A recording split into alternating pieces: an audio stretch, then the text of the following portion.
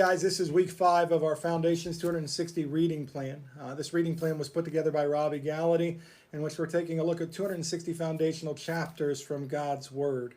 This week we found ourselves once again focusing in on the life of Joseph from Genesis chapter 39 through 47. You might recall from last week that Joseph had just been sold into slavery by his brothers. Joseph finds himself in Egypt, in which he is bought by a man named Potiphar, who's a servant of Pharaoh. And once he gets into Potiphar's house, everything is great because of the Lord. Genesis chapter 39, verse 2. And the Lord was with Joseph, so he became a successful man, and he was in the house of his master, the Egyptian.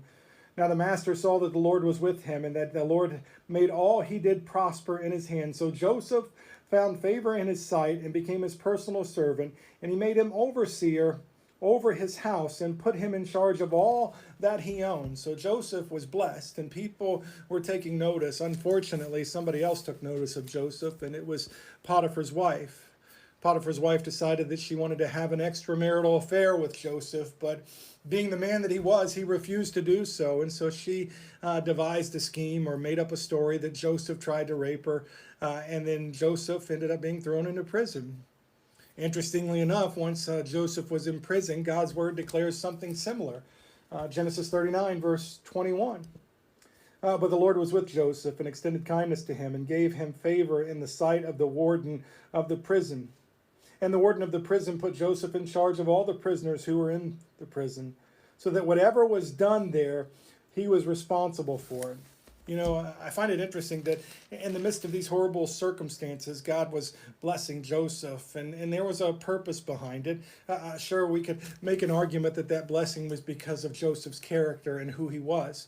But it goes deeper than that, and this is one of the things that we're going to see as we continue to follow that thread through God's Word. So while Joseph was in prison, Pharaoh threw a couple of his servants in prison, the baker and the cupbearer. They had dreams, and Joseph told them that the Lord could interpret their dreams. And once he was given that dream, he interpreted. He told the baker that he would be killed in a matter of a few days. And he told the cupbearer that he would be restored back to Pharaoh's service in a matter of a couple of days. And when he got there, not to forget him. Unfortunately, when the cupbearer got there, he did forget Joseph. And until Pharaoh himself had a dream, and a dream that spoke of the famine that was going to come.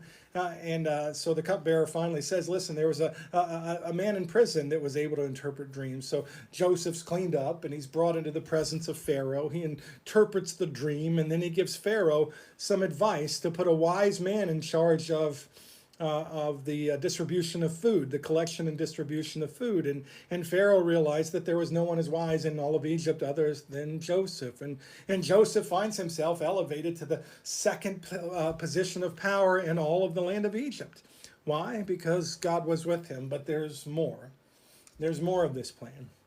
So the famine got so severe that people had to come before Joseph to get food. And his brothers, well, at least 10 of his brothers, the first time, they made their way to Egypt, and they found themselves before Joseph. And interestingly enough, do you know what the very first thing that they did was? Is they bowed. They bowed before Joseph. Well, Joseph put together a plan and said, you guys are spies. You're coming here to take over our land or to do something more wicked. And he said, I want you to leave one of your brothers here and go back and get your youngest brother and bring him back as well. And so they take the food back.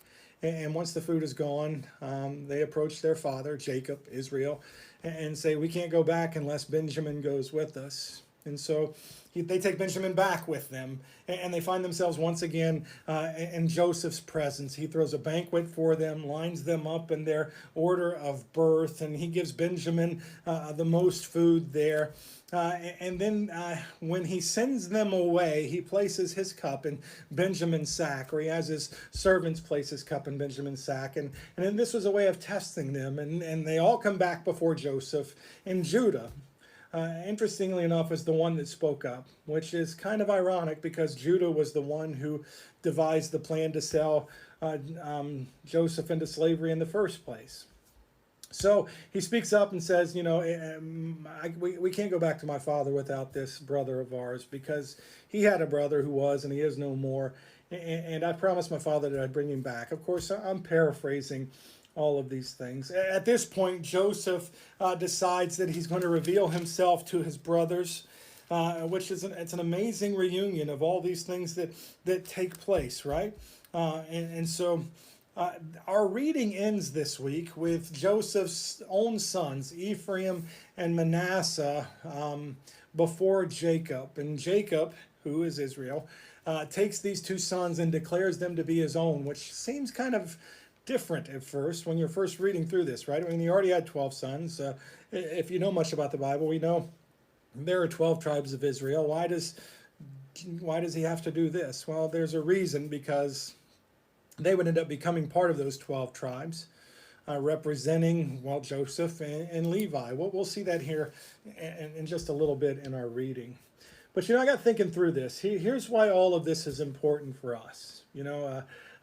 Joseph had an opportunity to allow his circumstances to ruin his life, right? He could have sulked, he could have been the victim, but yet he continued to trust God through all aspects of what was taking place. His brothers sold him into slavery, yet he trusted God, and God rewarded him.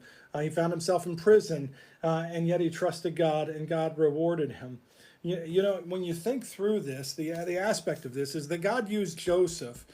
He put Joseph in this position to be used for a specific purpose. And we're going to see what that specific purpose is as we continue next week. You see, what happens is that when Joseph reveals himself to his brothers, he then tells them, you bring my father and everybody with you back to Egypt. And so these people, depending upon where you're reading in God's Word, it's just one of those things I found this week. 66 people or so, 70 people or so. So these 70 people were brought into Egypt, and they were brought to a place that had food, that had protection, that had all of these things. And from this place, the people of Israel are going to grow into a great nation.